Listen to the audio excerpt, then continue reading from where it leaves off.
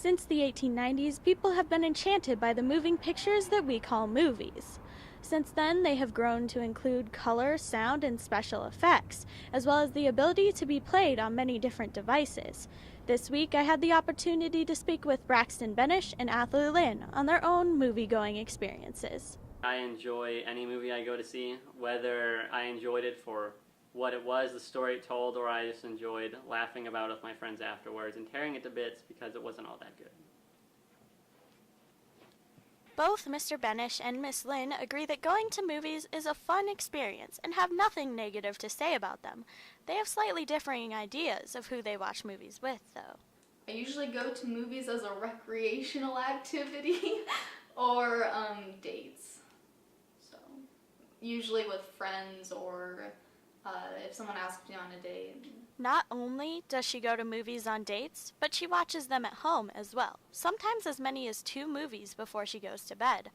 Whether he's attending a movie or at the theater or just watching a movie at home, Mr. Benish prefers to have his friends with him. Normally my friends, because when I go with them, it's a fun environment. Just gotta go watch the movie, enjoy ourselves, have a good time, eat popcorn, stuff that's really not healthy for us. Good for a while, bad idea afterwards, but when we go together, it's a good time, more or less, whenever it happens. It's easier to say who you watch your movies with than to describe exactly why movies are so alluring. But Miss Lynn managed to come up with an accurate description. How do I explain it? It's kind of like a fantasy in a way. Like you get to go and live someone else's life for a while. Of course, when it comes to reasons why people like things, there will be differing opinions. Where she likes the fantasy aspect of living through a movie, Mr. Benish prefers some of the more in-depth aspects, liking to analyze the deeper meanings in movies. There's a whole lot to enjoy there. It tells you a story in a very visual medium. It's easy to pick up most of the time, and some of them make you think deeper. You've got to actually look at it and maybe watch it a couple more times, understand what's all there, and when that happens, it's challenging, and it's fun to try and understand what they're trying to tell you in the background. With both of them attending or buying movies on a fairly regular basis, they spend a fair amount of money, though with the fulfilling aspects, they both agree that the costs are worth it. Miss Lynn says that she spends at least half of her paycheck on movies. Well, I go to Target about once a week and spend like $70 on movies. And then Tuesdays and Thursdays are their $5 movies at the theater, so that's why I go there.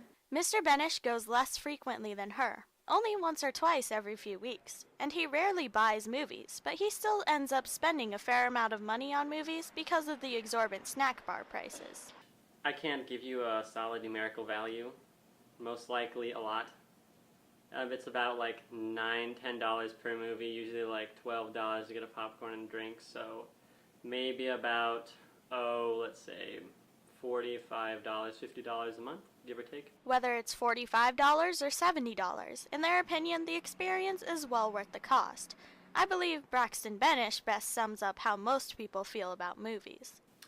I would say that I wish more movies were made so that I could go to more of them, because movies are amazing and I want to watch as many as I can. For UNL, this has been Tasha Saathoff.